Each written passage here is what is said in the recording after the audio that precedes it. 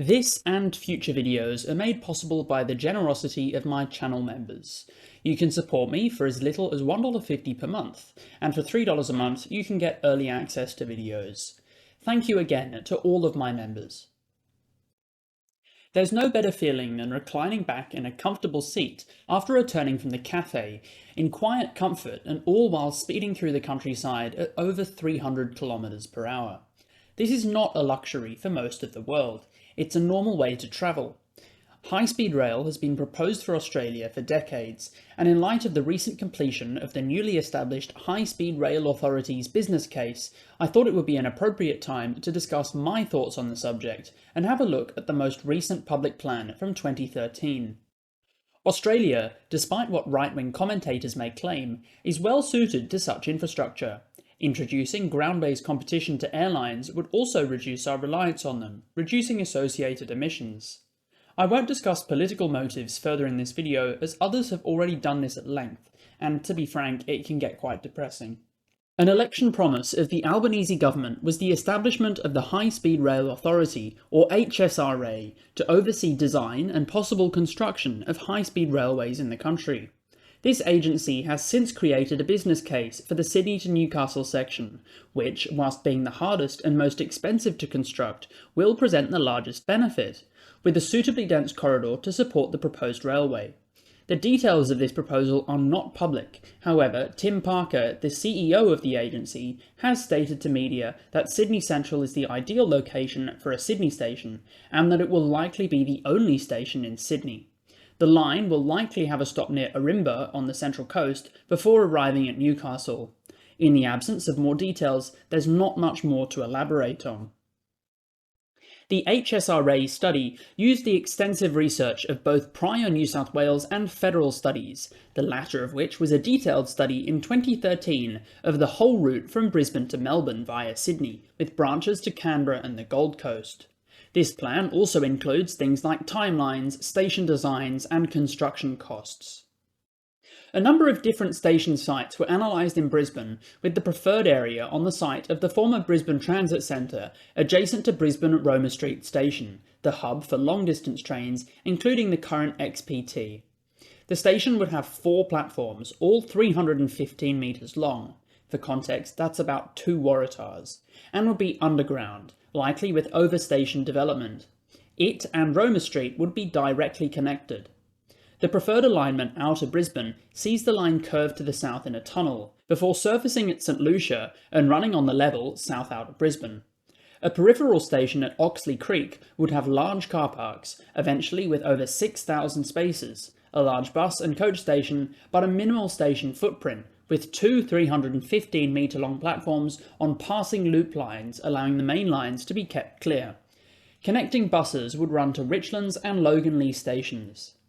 The main line then continues almost due south to Whippery, passing near but not through Casino. Just north of Beaudesert, a branch would lead to the Gold Coast. This branch would have only one station on the site of the existing Robina station, where passengers would need to use buses to reach the CBD. This site would have 3 215-metre-long platforms. Slightly shorter, likely as the distance between here and Brisbane makes it easier to just increase frequency rather than lengthen trains, also decreasing wait times and making high-speed rail more convenient overall. Back on the main line, the New South Wales far north coast would be served by a station 9 kilometres west of Casino and 40 kilometres west by road of Lismore. This station would be a standard regional one, with 2 215-metre-long platforms and 4 tracks. Trains that stop here would be less busy than the intercapital expresses and thus would be shorter. Grafton, another regional design, would be served by a station south of the airport with access via the Pacific Highway. Around Coffs Harbour, the preferred route runs inland and away from the town to avoid hilly terrain, with a standard regional station site at Bonville. There would be bus connections to Coffs Harbour and Sawtell and their respective existing railway stations. Following a slightly inland route, the line reaches Port Macquarie, with a standard regional station about 10 kilometres west of the town, between Port Macquarie and Wauchope. Buses would run between the station and both towns. Now in a southwest direction, the route runs to the east of Taree, another standard regional station about 10 road kilometres away. We now enter the most interesting portion of the route. The preferred alignment skirts around the edge of Newcastle, with surprisingly only a standard regional station on its southwestern edge. There would only be buses to the CBD with no rail connection. Travellers would likely drive, given its proximity to the M1, M15 and A15. The standard regional Central Coast station at Ourimbah would also lack a railway connection, with its easy reach by car again likely to incentivise private transport. The preferred route into Sydney sees the alignment follow the motorway on a more westerly path than the existing railway, partly in tunnels. The Hawkesbury would be crossed on a 35-metre tall bridge, before plunging back into tunnel to climb up to Mount Ku-ring-gai. Approaching Hornsby, the line enters a tunnel following the old Pacific Highway, briefly surfacing in a trench for a 315-metre long platform, 4-track station alongside the conventional rail one. Once again, in a tunnel, the line would follow the main north all the way to Central. The ideal station site in Sydney was chosen from a wide selection, including Central, 3 sites in Everleigh, Strathfield, Homebush, 2 in Olympic Park and Parramatta. Central was chosen as the best option as it has such superior access compared to the other sites. This is despite it being by far the most expensive option. The station layout is quite interesting, with a massive station box comprising 10 platforms and an extension of Central Walk through to the west side of Central. Platforms 1 to 5 would become 400-metre long high-speed rail platforms. Directly underneath would lie another 5 380-metre long platforms. Sandwiched between the 2 platform levels is the concourse, with an unpaid connection to Central Walk and Lee Street, allowing direct interchange between all other platforms at Central. The loss of the 5 platforms would require platform use to be optimised or reallocated. However, the replacement of many XPT and Explorer services to Canberra, Brisbane, Melbourne, Grafton and Casino, and possibly some intercity services which I'll touch on later, would make this slightly easier. Leaving Sydney, the line would essentially track direct to Liverpool in a tunnel, with a station in the Holsworthy area, much like Hornsby, except much further from nearby transport. A bus would likely connect it to Glenfield Station. South of here, the line surfaces, running through the military site at Holsworthy to avoid the increased cost of running through the middle of Campbelltown. The preferred route runs to the east of the Hume Highway and towns like Menangle and Wilton, before running alongside the highway to Yarranbull and a Southern Highlands standard regional station at Mittagong Airport. The line once again runs well west of the highway before reaching Hanging Rock and running more or less straight to Goulburn Airport, but Goulburn will not have a station. After a due west run to Gunning, also without a station, a spur with a triangle junction to Canberra branches off and travels due south, eventually following the Majura Parkway to a tunnel under Mount Ainslie, with the preferred station here on Ainslie Avenue having 3 315-metre long platforms. The station would actually sit in a trench in the median of the street, with an entrance on both sides of Kooyong Street. The nearest tram stop is over 600 metres away, thus for most passengers either private transport or buses will be used for onward transport. From the junction at Yass, the line travels due west to Cootamundra, no station, then southwest to Wagga Wagga. The standard regional station here sits just south of the airport to keep the alignment straight and avoid building over a floodplain. The line maintains its southwesterly direction, placing it quite far to the west of Albury-Wodonga at Barnawartha North. It would be connected by motorway to the border towns.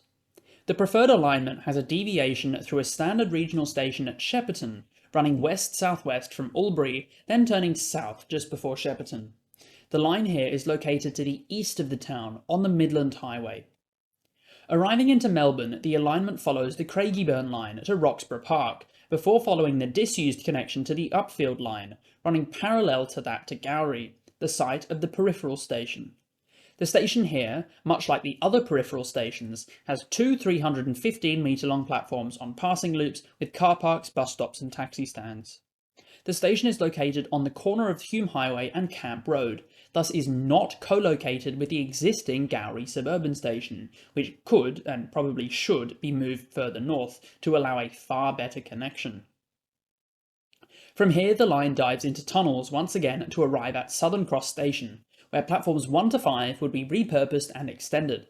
Services that currently use these platforms would be reallocated, This could possibly be achieved by squishing other platforms closer together through the removal of the middle roads, given the shift to multiple unit regional operations. The four 400-metre long platforms would be accessed by an entrance on both Burke Street and the station concourse. The tunnel portal would likely be located in the upsidings between the station and West Melbourne Depot. I'm sure some land could be found around Dynon to make up for this loss.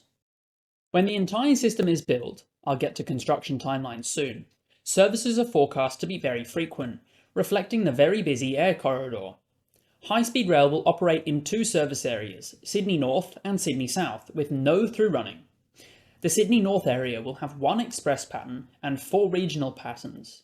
The so-called Intercapital Express, which would run up to 4 times per hour in peak times and up to 3 at other times, would run express between Sydney and Brisbane, peak trains stopping at one of the peripheral stations depending on the direction of demand.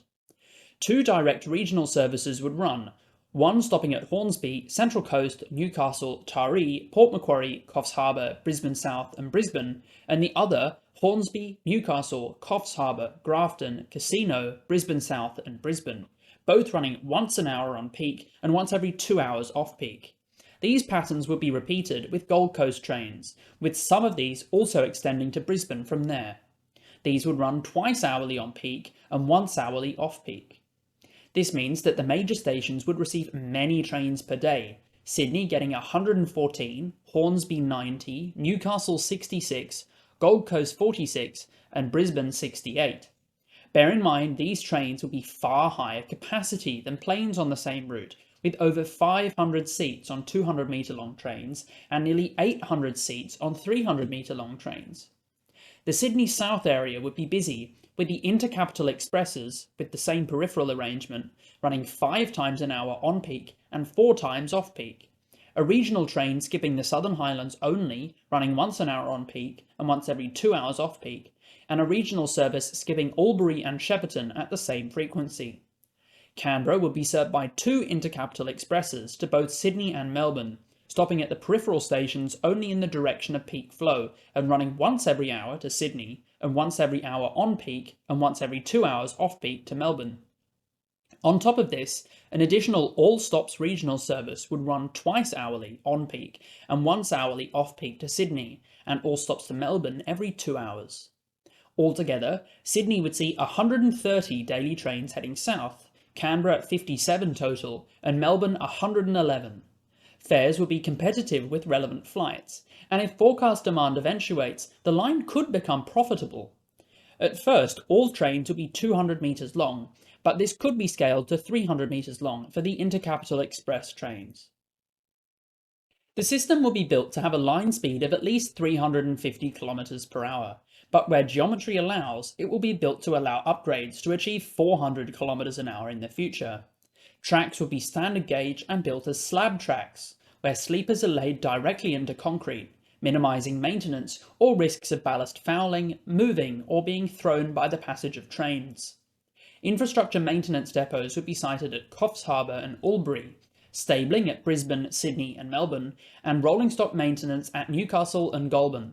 It would take 2 hours and 37 minutes to travel from Sydney to Brisbane, 2 hours and 44 minutes from Sydney to Melbourne, and 1 hour and 4 minutes from Sydney to Canberra, and 2 hours and 10 minutes from Melbourne to Canberra, all very competitive with flying once you factor in time to airports, check-in, security, and all the waiting involved with flying. For example, consider the current time taken to fly from Sydney to Melbourne. For most people, Sydney Airport is at least 15 minutes further from their home than Central Station. Then the airport advises a 2-hour window to complete check-in and security processes. The flight then takes an hour and a half, being generous and not considering delays, which are very common. Then from the plane to Melbourne CBD takes no less than 45 minutes on the Skybus. All up, this complex, tiring process takes 4.5 hours. Personally, I'd arrive 15 or 20 minutes ahead of the train's departure time. Then, once it leaves, it's 1 2-hour and 45-minute journey to the centre of Melbourne, taking only about 3 hours altogether. High-speed rail in Australia has been found viable time and time again. The 2013 report found a cost-benefit of the whole programme of 1 to 2.3. The whole system would cost $114 billion, or $153 billion in 2025 dollars. This sounds expensive, but consider that AUKUS, if it happens, which I highly doubt, will cost us $300 billion, and the LNP's nuclear plan, economically unjustifiable and certain to delay timely climate action, will cost over $250 billion. The timeline, whilst obviously just an estimate, is relatively swift. From design to operation, Sydney to Canberra could take 13 years, Sydney to Melbourne 38 years, Sydney to Newcastle 13 years, Brisbane to Gold Coast 19 years, and Brisbane to Sydney 31 years, including staging. If all sections were built at once, it would take less time, obviously, but cost a lot more upfront. I believe that the current approach of starting with Sydney to Newcastle for construction is appropriate. Building the most expensive section first will build confidence in the public, government, and private sector that high-speed rail is possible and deliverable in this country. I, however, disagree with some of the plans and remarks of the current HSRA. Tim Parker has said that he wants the high-speed network to be separate from the existing network. I think this is a bad idea. Whilst this only really affects New South Wales and its main lines to Melbourne and Brisbane, allowing trains to cross between systems allows for better initial exploitation of the high-speed line and, down the track, pun intended, it would allow greater catchment for the service, as occurs on almost every high-speed system in the world where track gauge permits. Take the initial segment, for example. Once the line is built to the Central Coast, a track connection can be built to the existing main line, with dual-voltage high-speed trains able to run fast to Ourimbah, then swap to continue to Newcastle. This would result in significant time savings, potentially many years before the whole line is finished. It would also allow easier access to existing stations. A connection to an electrified Hunter line at Newcastle could allow high-speed trains to use the existing Newcastle interchange station, instead of waiting for a costly new station in the centre or a cheaper peripheral station, as in the 2013 report. The same could be done all over the line. For example, on reaching Albury, before the line is finished all the way to Melbourne, the existing North East line could be used with bi-mode trains. The other thought I have is allowing states to operate their own services alongside a national operator, so that smaller areas can be served, perhaps using track connections to the existing network as I just suggested, such as permanent fast to Ourimbah, slow to Newcastle service. This would replicate, in particular, the model of domestic versus international services on High Speed 1 in the United Kingdom, with international trains remaining on the fast line, but with domestic trains turning off to service existing towns with their much more numerous and centrally located stations. What the future holds is unclear, but I genuinely believe we are the closest to achieving high-speed rail at the moment than we ever have been. I'm sure many of you will tell me how deluded I am in the comments, and that's fair too. I'd also like to point out that given its election season, the coalition has always disliked high-speed rail. Labour, at least on the surface, seem to like pushing the idea, so it stands a far better chance of being built if they get re-elected. You can also contact local candidates to ask for their thoughts on high-speed rail to shape your voting patterns accordingly, or check theyvoteforyou.org.au to see the voting history of incumbent members and senators. Of course, these apply equally to all other electoral issues. Thanks again to my channel members for their continued generosity, and thank you for watching.